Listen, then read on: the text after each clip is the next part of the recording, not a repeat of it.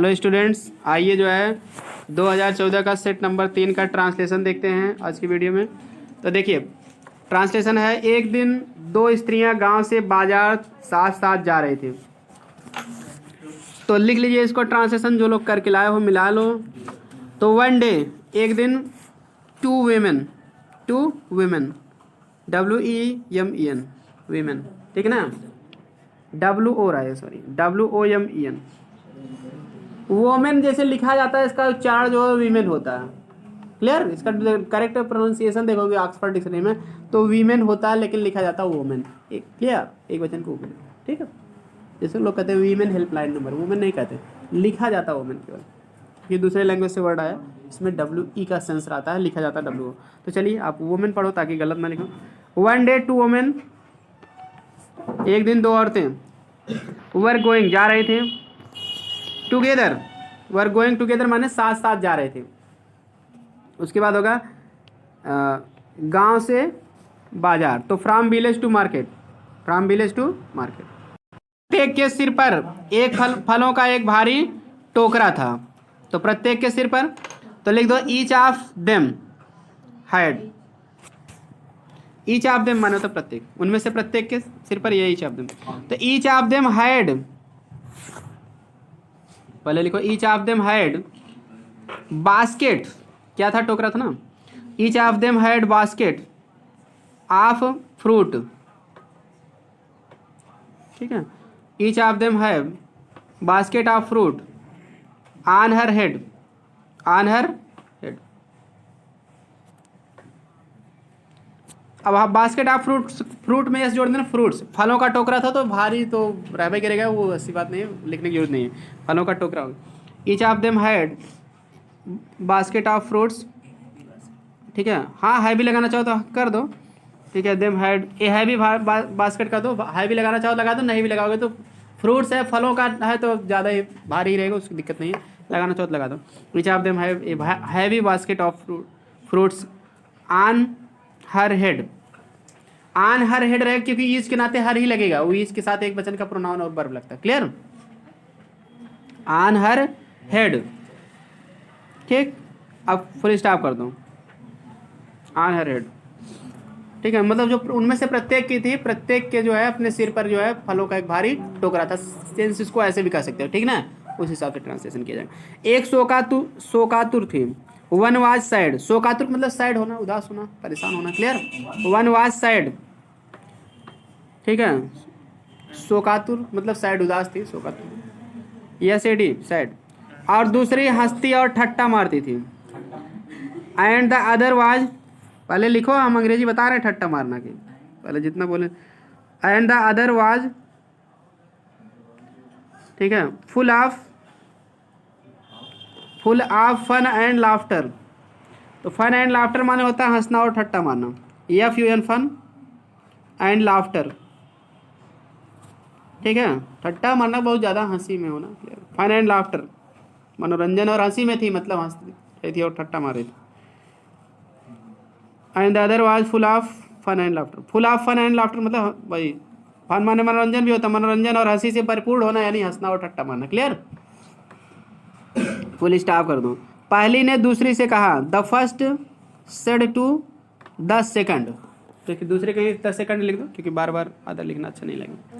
The first said to the second. Clear? पहले ने दूसरे से कहा। अब इन्वर्टेड कॉमा आप भी लिखिए, सिस्टर लिखो, बहन की अंग्रेजी बहन। हमारा तुम्हारा बोझ बराबर है, तो बोझ का मतलब वही लोड या बर्डन भी कह सकते हो, ठीक है। हम the load of both of us, हमारा तुम्हारा मतलब दोनों में से, बोथ ऑफ अस हम दोनों का। Clear? The load of both of us माने हम दोनों का वजन या हमारा तुम्हारा वजन, बस एक के हुआ। क्लियर? लोड माने बोझ या वजन, the load of both of us. Translation हमेशा सेंस समझ के करना चाहिए, हमेशा शाब्दिक करना जरूरी नहीं, ठीक है। उसके बाद लिखो इज इक्वल, बराबर है कि इज इक्वल, EQUL। हाँ, फिर क्या कारण है, ठीक है। तो इक्वल कामा करके लिखो, then what is the reason, then what is the reason, then what is the reason, फिर क्या कारण है कि तुम इस तरह दिल खोल कर हंसती हो। वह नहीं, प्रश्नवाचक नहीं लगाना है, जब लगाना होगा तो हम बताएंगे। यहाँ सब नाउन क्लाज है ना, अब जब लगाना होगा तब सेंटेंस नहीं पूरा हुआ पहले लगा दोगे आप। व्हाट इज द रीजन लिख लिए, that you are laughing heartily, that you are laughing heartily. Laughing heartily माना होता है दिल खोलकर हंसना, हार्टली मतलब पूरे दिल से हंसना, मन से हंसना। Clear, HEARTILY। अब यहाँ प्रश्नवाचक लगा दो आप, वाक्य क्योंकि कंप्लीट हुआ, ठीक ना। HEARTILY, हार्ट लेके ILY जोड़ दो, हार्ट दिल के अंग्रेजी लिख लो हार्ट, HEART हार्ट या ILY हार्टली। प्रश्नवाचक निशान लगाओ, इन्वर्टर कामा बंद कर दोगे। तुम्हारा बोझ मेरे बोझ से हल्का नहीं है, तो योर बर्डन कह दो या लोड कह दो, दोनों चलेगा। इज नॉट लाइटर, लाइट माने हल्का, ER जोड़ दो, कंपैरेटिव डिग्री है। Is not lighter than your burden, is not lighter than, clear, than that of me, than that of me मतलब जो मेरा है उससे। क्लियर, बर्डन की तुलना किया जा रहा है ना भाई, ज़्यादा बेटर होगा than that of me. Clear, जो मेरा है उससे। क्लियर, देन भी कह दो मुझसे। क्लियर, मी भी कह सकते हो लेकिन ज़्यादा बेटर होगा than that of me. Clear, lighter than that of me, या देन मी भी कह सकते हो लेकिन ज़्यादा better word than that of me, जो मेरा है उससे। Clear, than that of me. हाँ, और तुम मुझसे अधिक शक्तिशाली भी नहीं हो, एंड यू आर, भी है ना तो इवन लगा दो, and even you are not powerful than me, and even, even माने यहाँ तक की अभी, and even you are not powerful कह दो या माइटियर कह दो, स्ट्रांगर कह दो, सब चलेगा। Clear, you are not more powerful than me, even लगाए हो, even you are not more powerful than me, यहाँ तक कि तुम मुझसे अधिक शक्तिशाली नहीं हो, चाहिए कहो, या मुझसे शक्तिशाली भी नहीं हो, बातें की हुआ। क्लियर, बात पर जोर देने के लिए भी अंग्रेजी इवन लगता है। ठीक, even you are not, you are, ठीक है, हाँ नॉट कहाँ है, नॉट है, ठीक है ठीक है, you are not more powerful than me. हाँ, फुल स्टॉप करो, ठीक है, इन्वर्टर कामा बंद करो, लेकिन यहाँ इन्वर्टर कामा अब यहाँ बंद करना था, इसके पहले नहीं बंद करना था, सॉरी। वहाँ से आप बंद किए हो तो उसको काट दो, प्रश्नवाचक लगा रहने दो। क्लियर, यहाँ तक है पूरा डायरेक्ट स्पेस। क्लियर, यहाँ बंद करो, वहाँ हंसती हो के बाद जो हार्टली के बाद लगवाए थे वो इन्वर्टर कामा आप मत बंद करो। चलिए आगे। पहली ने कहा द फर्स्ट सेड, अच्छा चले, हाँ दूसरी एक लाइन नीचे चले, सॉरी, वेलकम बैक। दूसरी बोझ मेरे बोझ से हल्का नहीं है, अब सकते हैं। दूसरी ने उत्तर दिया, ठीक है। The second replied comma double comma, मेरे पास एक चीज है, आई हैव ए थिंग, जिससे मेरा बोझ हल्का हो सकता है, जिससे मेरा बोझ हल्का हो सकता है। इसकी अंग्रेजी लिखो, आई हैव ए थिंग, उसके बाद कंजक्शन लगाओ which makes my burden light, which makes, जिससे मेरा बोझ हल्का हो जाता है, कहने मतलब जो मेरा बोझ हल्का बना देता है। Clear, which makes my burden, BURDEN, burden का दो या लोड भी कर सकते हो, बर्डन माने बोझ होता है, बोझ, और लाइट हल्का, which makes my burden light, जो मेरा बोझ हल्का बना देता है, यानी जिससे मेरा बोझ हल्का हो जाता है। क्लियर, इस तरह से ये सोचो कि हम इसको नहीं अगर बना पा रहे हैं तो इसको और कैसे कह सकते हैं। क्लियर, जिससे मेरा बोझ हल्का हो जाता है, कहने मतलब जो मेरा बोझ हल्का बना देता है, ऐसे बना, ठीक ना। पहली ने कहा द फर्स्ट सेड, इन्वर्ट काम यहाँ बंद कर देना जहाँ हिंदी में बंद है, अंग्रेजी में the first said, full stop करके इन्वर्ट काम बंद करके द फर्स्ट सेड, इन्वर्टर काम फिर लगा दो। यदि संभव हो तो वह वस्तु मुझे भी दिला दो, ठीक है। इसकी अंग्रेजी लिखो, देखिए, इफ़ इट इज़ पॉसिबल, इसको शुरुआत में भी लिख सकते हो, कामा लगा दो, नहीं तो इसको चाहे तो आप लास्ट में भी लिख सकते हो, कोई दिक्कत नहीं है, ठीक ना। चलो शुरुआत में ही लिख दो, लिखना चाहो तो।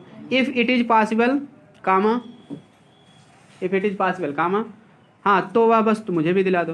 तो लेट मी आल्सो, लेट मतलब कोई काम करने देना, let me also have that thing, have that thing, clear.